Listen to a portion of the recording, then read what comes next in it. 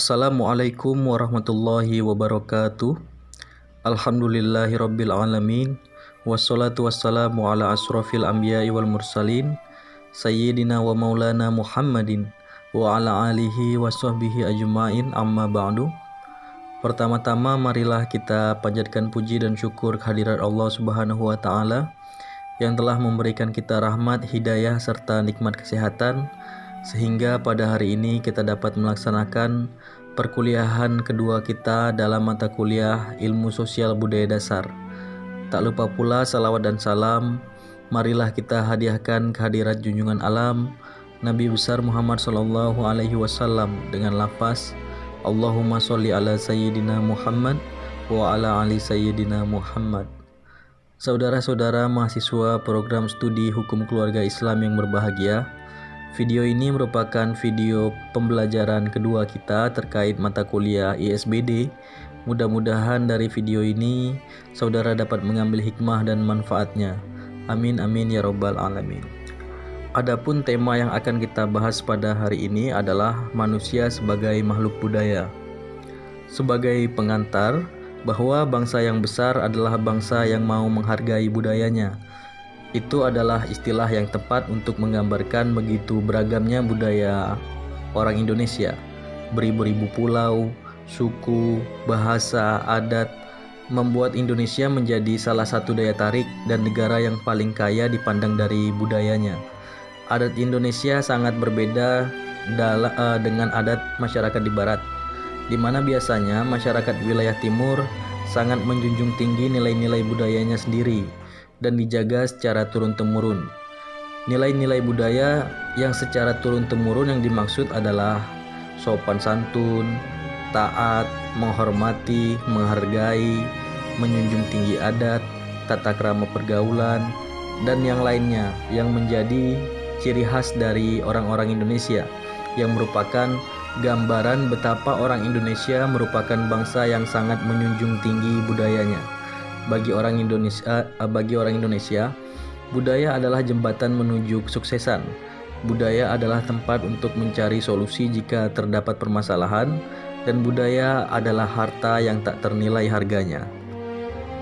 Selanjutnya, bila kita lihat belakangan ini, perkembangan teknologi hadir membawa dampak atau sebagai dampak dari globalisasi. Dari sekian banyak bidang yang ada dan berpacu untuk kemajuan, salah satunya adalah bidang teknologi. Bidang ini menghadirkan perubahan dan kemajuan yang bersifat positif untuk membantu seluruh kegiatan masyarakat.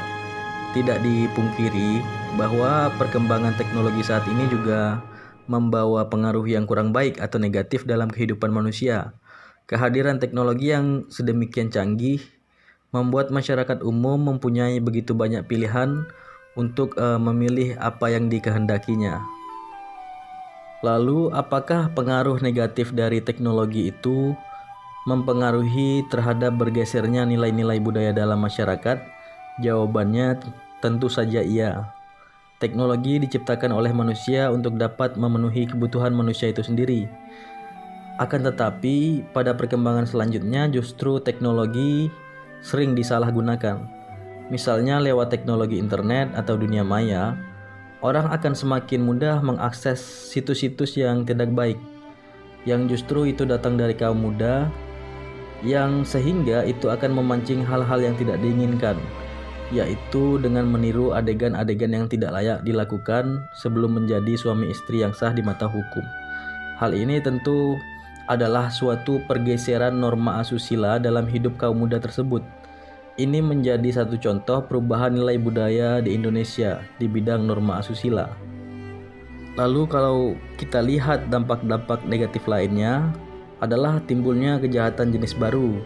Kejahatan yang timbul antara lain penipuan, pencurian nomor kartu kredit, pornografi, pengiriman email sampah, pengiriman virus, penyadapan saluran telepon. Nah, jadi kejahatan-kejahatan ini itu sulit dideteksi karena dikerjakan dengan fasilitas IT, salah satunya adalah internet. Yang kedua, maraknya perilaku menyimpang yang terjadi di kalangan masyarakat pada umumnya dan remaja pada khususnya. Perilaku menyimpang disebabkan oleh merosotnya moral yang ada di masyarakat, kurangnya filterisasi akan informasi serta budaya yang diterima dari sistem informasi menjadi faktor pokok timbulnya permasalahan ini. Hal yang seharusnya salah justru dibenarkan, dan apa yang benar itu justru disalahkan. Perilaku yang melawan norma yang ada di masyarakat pun kian merebak. Tak hanya pada kalangan remaja atau pelajar saja yang memang masih labil, tetapi juga pada masyarakat dewasa. Yang ketiga adalah menurunnya tingkat kepercayaan kepada lingkungan sekitar. Kemudahan akses informasi semakin melemahkan rasa percaya pada orang-orang sekitar. Banyak orang justru lebih mendewakan internet untuk mencari informasi dibandingkan bertanya langsung pada orang sekitar yang secara umum lebih mengetahui.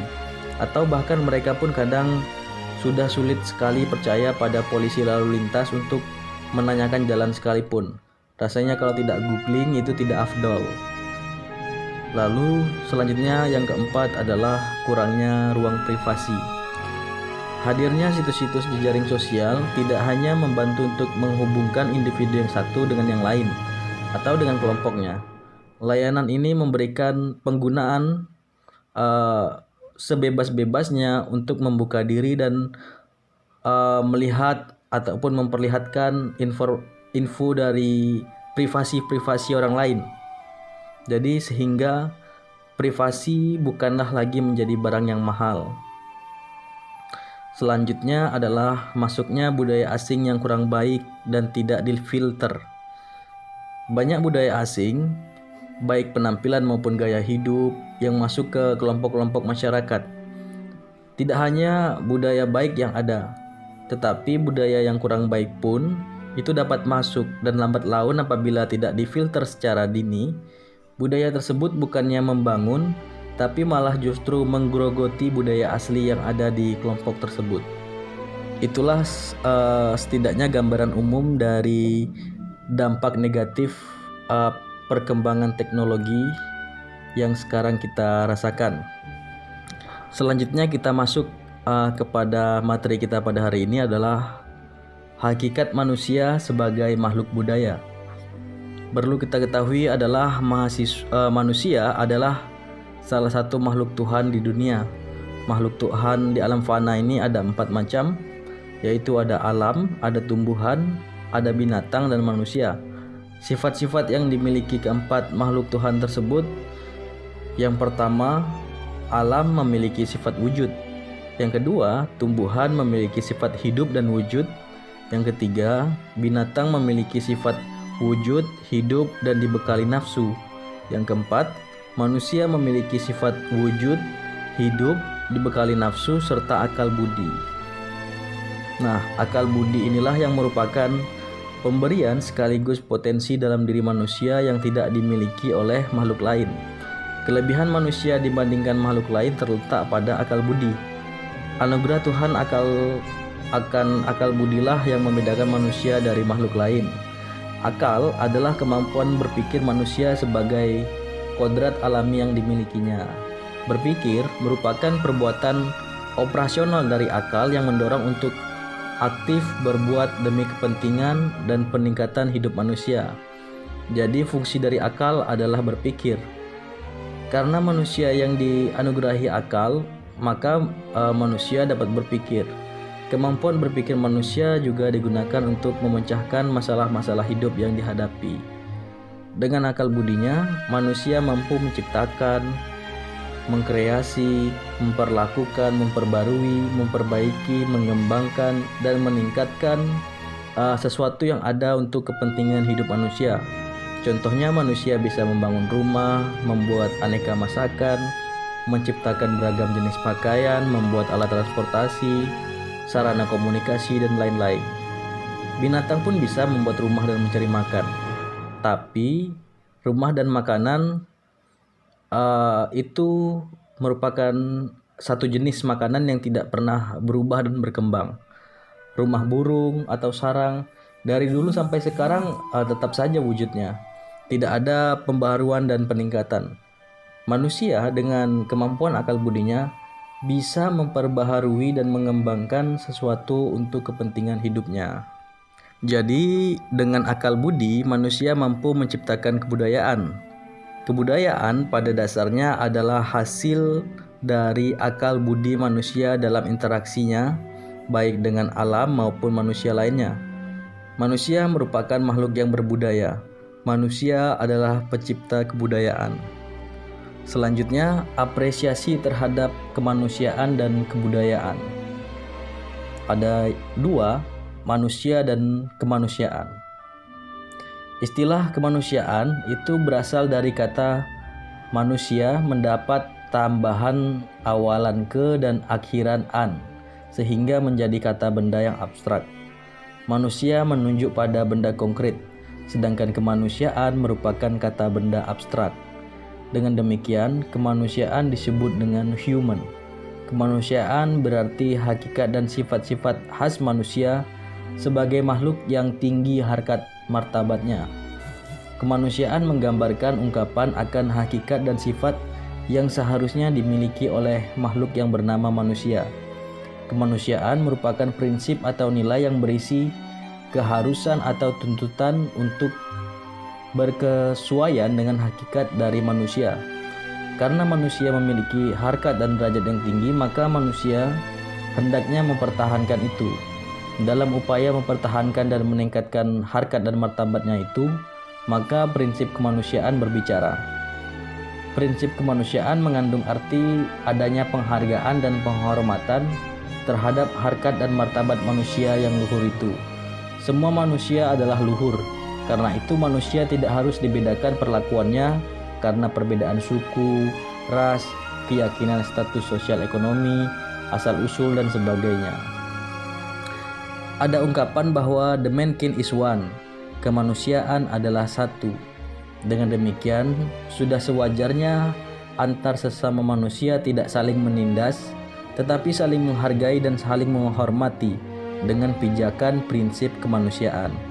Prinsip kemanusiaan yang ada dalam diri manusia menjadi penggerak manusia untuk berperilaku yang seharusnya sebagai manusia. Dalam Pancasila, sila kedua terdapat konsep kemanusiaan yang adil dan beradab. Kemanusiaan yang adil dan beradab berarti sikap dan perbuatan manusia sesuai dengan kodrat hakikat manusia yang sopan dan susila berdasarkan atas nilai dan norma moral. Kemanusiaan yang adil dan beradab adalah kesadaran akan sikap dan perbuatan yang didasarkan pada budi nurani manusia yang dihubungkan dengan norma-norma baik terhadap diri sendiri, sesama manusia, maupun terhadap lingkungannya. Yang kedua adalah manusia dan kebudayaan. Kebudayaan berasal dari bahasa Sanskerta, yaitu budaya, yang merupakan bentuk jamak dari budi atau akal. Diartikan sebagai hal-hal yang berkaitan dengan budi dan akal. Ada pendapat lain mengatakan budaya berasal dari kata budi dan daya. Budi merupakan unsur rohani, sedangkan daya adalah unsur jasmani manusia. Dengan demikian, budaya merupakan hasil budi dan daya dari manusia. Manusia merupakan pencipta kebudayaan karena manusia dianugerahi akal dan budidaya. Dengan akal dan budidaya itulah manusia menciptakan dan mengembangkan kebudayaan. Terciptanya kebudayaan adalah hasil interaksi manusia dengan segala isi alam raya ini. Hasil interaksi binatang dengan alam sekitar itu tidak membentuk kebudayaan, tetapi hanya menghasilkan pembiasaan. Hal ini karena binatang tidak dibekali akal budi, tetapi hanya dengan nafsu dan naluri tingkat rendah. Karena manusia adalah pencipta kebudayaan, maka manusia adalah makhluk berbudaya. Kebudayaan adalah ekspresi eksistensi manusia di dunia. Dengan kebudayaannya, manusia mampu menampakkan jejak-jejaknya dalam panggung sejarah dunia. Selanjutnya, kita masuki etika dan estetika kebudayaan. Yang pertama, etika manusia dalam berbudaya. Kata etika berasal dari bahasa Yunani yaitu ethos. Secara etimologis, etika adalah ajaran tentang baik buruk yang diterima umum atau tentang sikap, perbuatan, kewajiban, dan sebagainya. Etika bisa disamakan artinya dengan moral, akhlak, atau kesusilaan. Etika berkaitan dengan masalah nilai, karena etika pada pokoknya membicarakan masalah-masalah yang berkaitan dengan predikat nilai susila atau tidak susila, baik dan buruk. Etika masyarakat timur mungkin berbeda dengan etika masyarakat barat. Contohnya, budaya perilaku berduaan di jalan antara sepasang muda-mudi, bahkan bermesraan di hadapan umum. Masyarakat timur menyatakan hal demikian bukanlah perilaku yang etis. Namun bagi masyarakat barat berpandangan hal tersebut merupakan suatu hal yang biasa saja. Selanjutnya adalah estetika manusia dalam berbudaya. Estetika dapat dikatakan sebagai teori tentang keindahan atau seni. Estetika berkaitan dengan nilai indah jelek. Nilai estetika berarti nilai tentang keindahan. Keindahan dapat diberi makna secara luas, secara sempit, dan estetik murni. Yang pertama, secara luas, keindahan mengandung ide kebaikan, bahwa segala sesuatu yang baik, termasuk yang abstrak maupun nyata yang mengandung ide kebaikan adalah indah. Keindahan dalam arti luas meliputi banyak hal, seperti watak yang indah, hukum yang indah, ilmu yang indah, dan kebajikan yang indah. Indah dalam arti luas mencakup hampir seluruh yang ada, apakah merupakan hasil seni, alam, moral, dan intelektual. Yang kedua adalah secara sempit, yaitu indah yang terbatas pada lingkup persepsi penglihatan, bentuk, dan warna. Yang ketiga, secara estetik murni, menyangkut pengalaman estetik seseorang dalam hubungannya dengan segala sesuatu yang diresapinya melalui penglihatan, pendengaran, dan perasaan, yang semuanya dapat menimbulkan persepsi anggapan indah. Estetika itu bersifat subjektif, sehingga tidak bisa dipaksakan, tetapi yang penting adalah menghargai keindahan budaya yang dihasilkan oleh orang lain.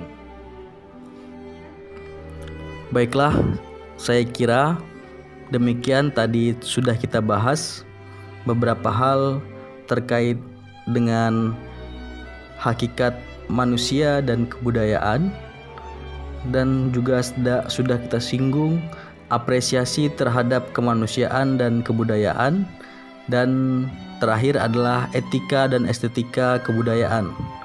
Mudah-mudahan apa yang kita bahas pada hari ini dapat bermanfaat bagi kita semua.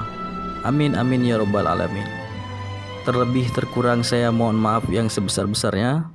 Saya akhiri dengan wallahul muwaffiq ila aqwamit thoriq. Wassalamualaikum warahmatullahi wabarakatuh.